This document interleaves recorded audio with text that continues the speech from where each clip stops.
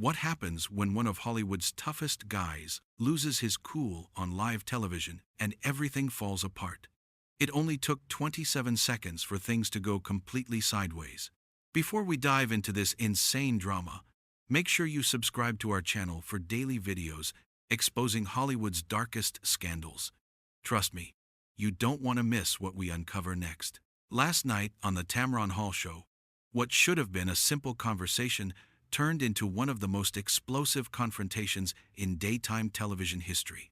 Mark Wahlberg walked onto that stage with his usual confidence, that swagger everyone recognizes, but nobody could have predicted what was about to unfold in front of millions of viewers. This wasn't just another celebrity meltdown. This was a raw, brutal collision between accountability and defensiveness that left everyone in that studio absolutely stunned. The studio audience was excited when Mark came out. They clapped loud, they cheered, they screamed his name. These were fans who loved his movies, who followed his career, who were ready to hear about his latest projects and get some laughs. Mark Wahlberg has always been known as a straight shooter, someone who tells it like it is, someone who doesn't back down from anything. He's got that tough guy image, that Boston attitude that people either love or hate. But from the moment he sat down across from Tamron, there was this weird energy in the room. Something felt off right from the start. The air felt heavier than it should have. Tamron smiled as Mark settled into his chair, but her smile seemed different than usual. There was something in her eyes, something that suggested this wasn't going to be your typical celebrity interview where everyone laughs and promotes their project and goes home happy. She had her notes in front of her, and she was looking at them more carefully than she normally would. Her posture was different, more rigid, more prepared for something difficult. "Mark, thanks so much for being here," Tamron started, her voice friendly but with an edge that made everyone pay closer attention. Everyone in that studio could feel it. The producers in the back were already looking at each other, sensing something was about to happen. "I want to talk about your new movie. But first, I think we need to address something that a lot of people have been talking about lately. Something that's been coming up more and more in conversations about you." Mark shifted in his seat, his smile tightening just a bit. You could see his shoulders tense up. "Okay, what's that?" Tamron leaned forward slightly, her eyes never leaving his face. "Your past, specifically some of the incidents from when you were younger. There's been a lot of conversation recently about accountability in Hollywood, about people owning their mistakes. And you've had some pretty serious incidents in your past that some people feel you've never really properly addressed. Violent incidents, hateful incidents, things that hurt real people." The temperature in the room changed immediately. You could feel it, like someone had turned on an air conditioner in the middle of winter. The audience got quiet. Not just a little quiet, but dead silent. Mark's face hardened, and his body language shifted from relaxed to defensive in about 2 seconds flat. His hands gripped the armrests, his jaw set. His eyes went from friendly to guarded. "I've talked about my past many times," Mark said, his voice taking on a harder edge. The Boston accent was starting to come through stronger now. "I was a kid who made mistakes, big mistakes. I've been open about that. I've worked to become a better person every single day since then. I don't know what else you want me to say about it." "What more do you want from me?" Tamron wasn't backing down. She looked right at him, her expression serious, her voice firm. "But Mark, when you say mistakes, you're talking about assault charges. You're talking about hate crimes. These weren't just teenage pranks or getting caught shoplifting. These were violent attacks on innocent people. And some of the victims have said they've never received a proper apology from you. They've never gotten closure. One man lost his vision. Don't you think they deserve more than just you calling it a mistake?" Mark's jaw clenched hard. You could see the muscles in his face twitching. His hands gripped the armrests of his chair tighter, his knuckles turning white. "With all due respect, Tamron, and I mean that. With all due respect, I was invited here to talk about my movie. I wasn't invited here to be ambushed about things that happened 40 years ago. 40 years. I've done my time, literally. I went to prison. I paid for what I did. The legal system dealt with it. But did you really? Tamron pressed, not letting up for even a second. Her voice was calm but insistent. You were supposed to serve 2 years, but you only served 45 days. 45 days for permanently injuring someone. And you later tried to get a pardon, which many people saw as trying to erase your past rather than owning it. Can you understand why that bothered people? Why that looked like you were trying to make it disappear? The other people on Tamron's team looked uncomfortable. You could see them shifting in their seats, exchanging glances with each other. The cameras kept rolling, capturing every moment of this increasingly tense exchange. Mark leaned forward, his face getting redder, a vein starting to show on his forehead. Are you serious right now? Mark said, his voice rising significantly. You brought me on your show to attack me? Is that what this is? Because I thought we were going to have a conversation about my work, about the charity I do, about the positive things I'm trying to do with my life now, about the jobs I create, about the money I raise for kids in Boston. But instead, you want to drag me through the mud on national television? You want to put me on trial? Tamron held her ground, her voice steady but firm, not intimidated by his size or his anger. I'm not attacking you, Mark. I'm asking you questions that a lot of people want answers to. Questions that need to be asked. This is about accountability. This is about having honest conversations about the past so we can move forward. Don't you think that's important? Don't you think the people watching deserve to hear you take full responsibility? Important? Mark's voice got even louder. What's important is that I've spent the last 30 years trying to be a better person. What's important is that I've raised a family. I've built a career from nothing. I've tried to give back to my community in every way I can. But none of that matters to you, does it? All that matters is dragging up the worst moments of my life when I was a stupid, messed up kid from Dorchester. You were 17, Tamron said quietly but firmly. And somehow, her quiet voice was more powerful than if she'd shouted. That's old enough to know right from wrong. That's old enough to understand that hurting people is wrong. And the people you hurt, they carry those scars forever. Physical scars, emotional scars. They don't get to just move past it because 30 years went by. Don't they deserve to hear you take full responsibility without deflecting or making excuses? Mark stood up suddenly, his chair scraping loudly against the floor. The sound echoed through the studio like a gunshot. The audience gasped collectively, some people actually jumping in their seats. Deflecting? I'm not deflecting anything, but I'm also not going to sit here and be lectured by you about my life. You don't know me. You don't know what I've been through. You don't know the work I've done on myself. You don't know the nights I've laid awake thinking about it. You don't know anything about my journey. Tamron stayed seated, but her expression was resolute, unwavering. Then help me understand, Mark. Help everyone watching understand.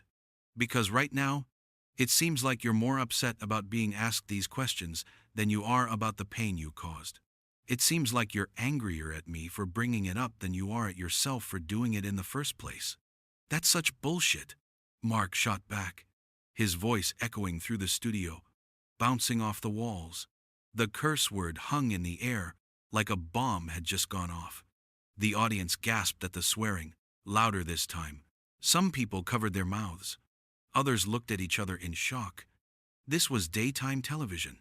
This wasn't cable. This wasn't late night. This was a show that aired when kids might be home from school. You're twisting everything I say. Everything. This isn't journalism. This is a hit piece.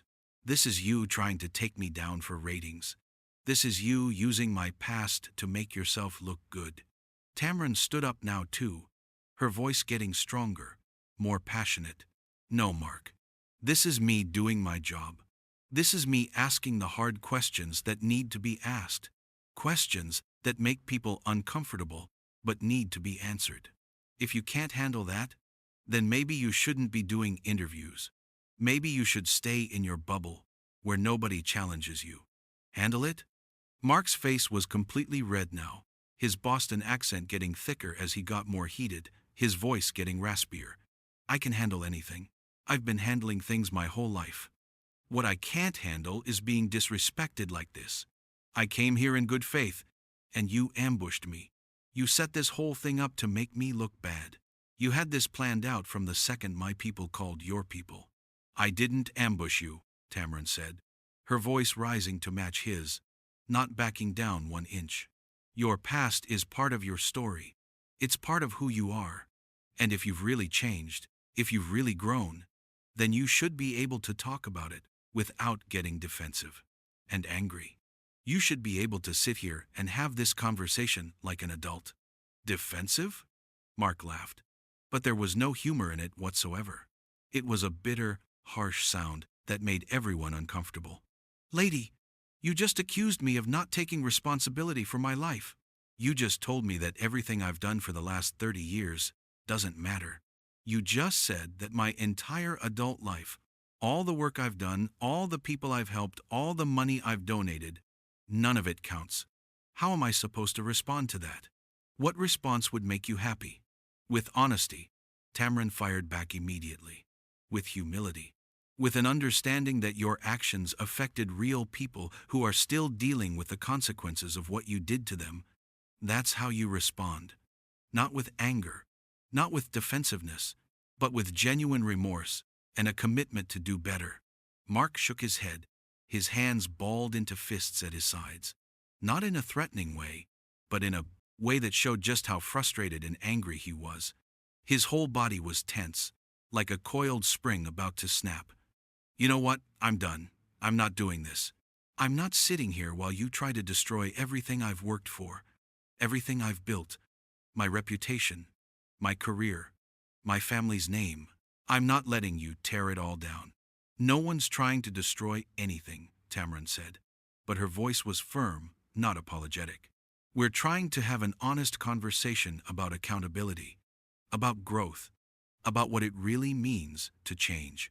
And if you can't handle that conversation, then maybe the change isn't as complete as you think it is. An honest conversation?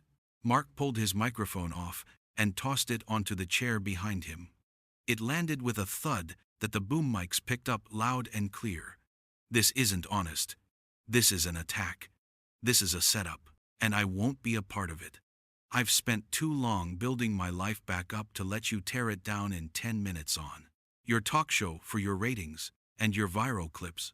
Tamron's voice got even firmer, stronger, more determined. Mark, the only person who can tear down what you've built is you. And right now, walking off this stage, refusing to engage with these important questions, refusing to have this difficult but necessary conversation, that's exactly what you're doing.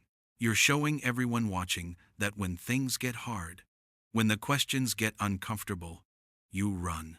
That's your opinion, Mark said, already moving toward the exit, his steps quick and angry. My opinion is that you invited me here under false pretenses so you could get your viral moment, so you could have your big confrontation. Well, congratulations, you got it. I hope it was worth it. I hope you feel good about yourself. This isn't about a viral moment, Tamron called after him, her voice strong and clear, carrying across the entire studio. This is about having the courage to face uncomfortable truths. If you're not willing to do that, then you haven't changed as much as you think you have. Change isn't just about being successful. It's about being accountable. Mark stopped at the edge of the stage and turned back, his finger pointing at Tamron, his whole arm shaking with emotion. You don't get to tell me how much I've changed. You don't get to judge my journey. You haven't lived one day in my shoes. Not one damn day. You don't know what it's like to carry that weight every single day of your life. You don't know what it's like to look in the mirror and hate yourself for something you did when you were a kid.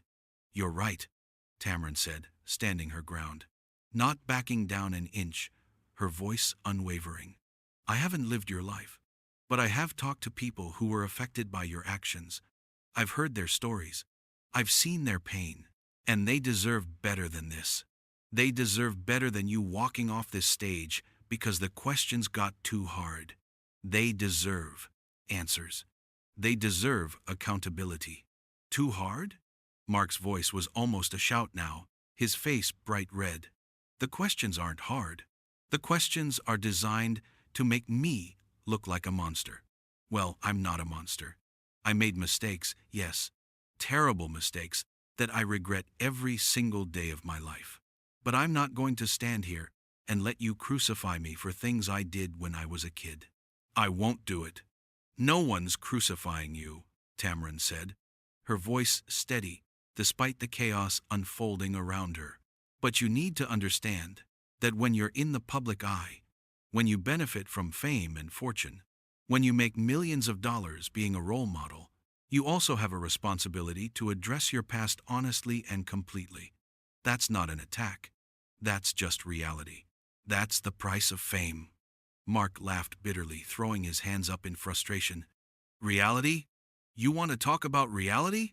The reality is that I've worked my ass off to turn my life around. The reality is that I've tried to make amends in the ways that I can. The reality is that I've donated millions to help kids avoid the mistakes I made. But apparently, that's not good enough for you. Nothing will ever be good enough for people like you. You'll never let me move past it. People like me?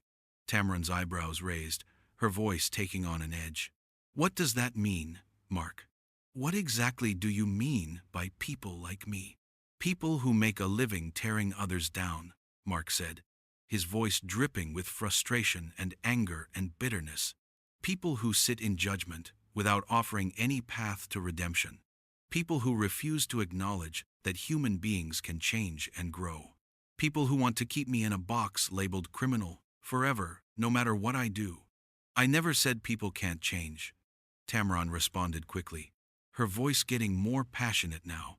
But change requires true accountability.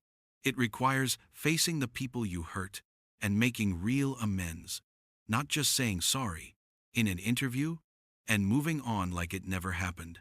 It requires more than donations and photo ops. It requires genuine reflection and growth. Mark threw his hands up in the air, his whole body language screaming frustration. What do you want from me? Seriously, what? You want me to go back in time and undo it? I can't do that. Nobody can do that. All I can do is be better going forward, and that's what I've tried to do every single day. What more can I possibly do? Then why are you running away right now? Tamron asked, and you could hear the challenge in her voice, the dare.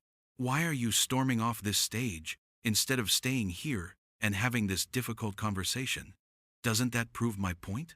Doesn't that show that you're still not ready to truly face what you did? Your point? Mark shook his head in disbelief, his eyes wide.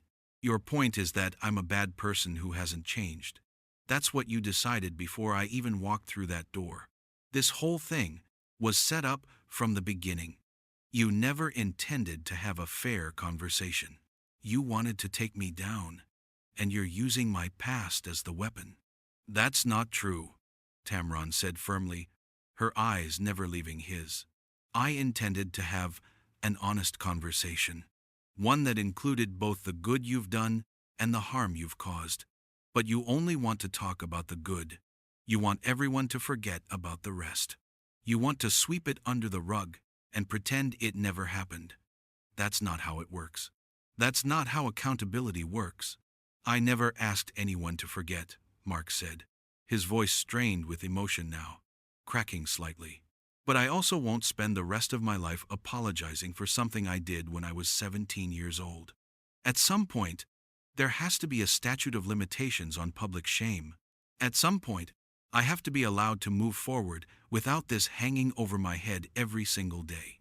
Not when the victims are still hurting, Tamron said quietly, but powerfully. And this might have been the most impactful thing she'd said all day. Not when they're still dealing with what happened to them. Not when they still carry those physical and emotional scars. Your shame doesn't get to have a time limit if their pain doesn't have a time limit. That's not fair to them. That seemed to hit Mark hard. For a moment, just a brief moment, his anger seemed to crack and something else showed through. Something that looked like pain, like genuine hurt. But then his face hardened again, and the defensive wall came back up. You know what, Tamron? You're right. You're absolutely right. The victims deserve better. They deserve better than this circus. They deserve better than you using their pain to score points on your talk show. They deserve better than being props in your crusade. I'm not using anyone's pain, Tamron said. And now she sounded angry too. Really angry for the first time. Her voice had an edge it didn't have before. I'm giving voice to people who feel like they've never been heard. I'm asking the questions that need to be asked. The questions that make people uncomfortable but are necessary. If that makes you uncomfortable, then good. Maybe that discomfort will lead to real growth. Maybe that discomfort will push you to do better. Real growth? Mark's laugh was harsh, bitter, full of pain. Lady, I don't need you to tell me how to grow. I've been growing for 30 years without your help, and I'll keep growing without it. But what I won't do is stand here and be disrespected on your show. What I won't do is let you paint me as some villain who hasn't changed when I've spent 3 decades proving otherwise. Tamron's eyes flashed with intensity. Disrespect is what you showed those people all those years ago. What's happening right now? This is accountability. This is what it looks like when someone finally asks you to face the truth instead of running from it. This is what happens when someone doesn't just accept your narrative. The truth? Mark's voice was getting hoarse from yelling, from the emotion. You want the truth? The truth is that I was a messed up kid from a rough neighborhood who did terrible things, unforgivable things. The truth is that I went to prison for it. The truth is that I've spent every day since then trying to be better, trying to make up for it in whatever way I can. But the other truth is that people like you will never let me move past it.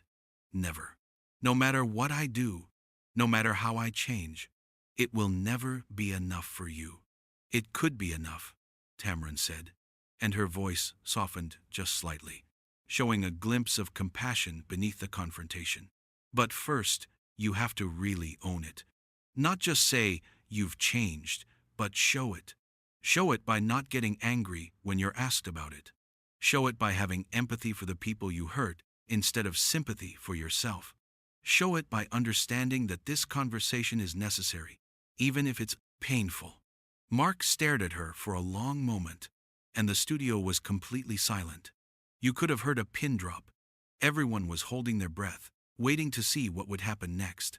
The tension was so thick you could cut it with a knife. Would he sit back down? Would he apologize? Would he actually engage with what Tamron was saying? Would he show that growth he kept talking about? Instead, Mark shook his head slowly, deliberately. I can't do this. I came here to talk about my movie, to promote the work of hundreds of people who worked hard on this project. But instead, you want to make this about the worst day of my life. You want to define me by my biggest mistakes. Well, I won't let you. I'm more than my past, and I don't need your approval to know that. I don't need you to validate my growth. You're right, you don't need my approval, Tamron said, and now she sounded tired, but still determined, still standing firm. But you do need to look in the mirror and ask yourself if you're really being honest. Are you angry because I brought up your past? Or are you angry because deep down, you know there's more work to do? Are you angry at me? Or are you angry at yourself?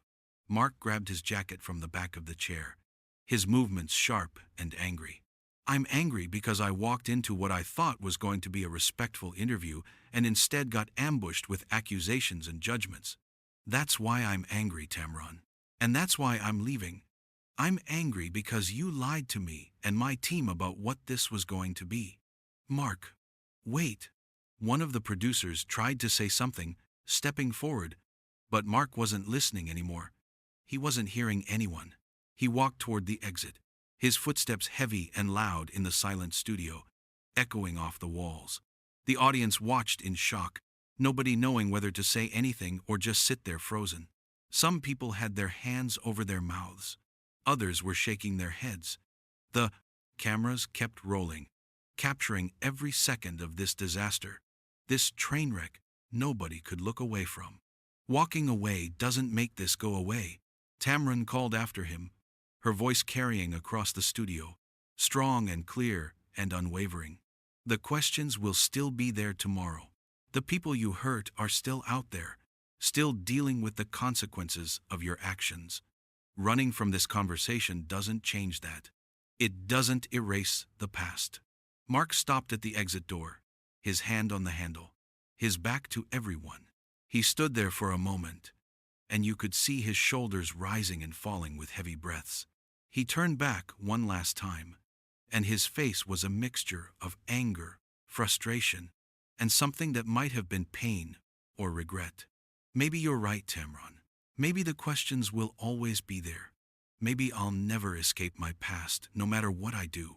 But I don't have to answer them on your terms, in your studio, on your show, for your audience. I've paid my debt to society. The law said I was done. What I owe now is to myself and my family. And right now, that means walking out this door and never looking back. That's a choice you're making, Tamron said, her voice softer now but still firm. And choices have consequences. The choice to walk away right now, that says something. It tells a story. Think about what story you want to tell. Mark laughed bitterly one last time. The story I want to tell is that I'm a man who made terrible mistakes as a kid and spent his entire adult life trying to be better. But you don't want to hear that story. You only want to hear the part about the mistakes. So I'm done. I'm done trying to convince people like you that I've changed. I know I have. The people who matter to me know I have. And that's enough. With that, Mark Wahlberg pushed through the exit door and disappeared from the studio, leaving Tamron standing there in the middle of the stage, the audience in complete shock, and the cameras still rolling, still capturing everything. The door swung shut behind him with a loud bang that echoed through the silent studio like a gunshot, marking the end of one of the most explosive confrontations in talk show history. The sound seemed to hang in the air, final and definitive, like the closing of a chapter that would never be reopened.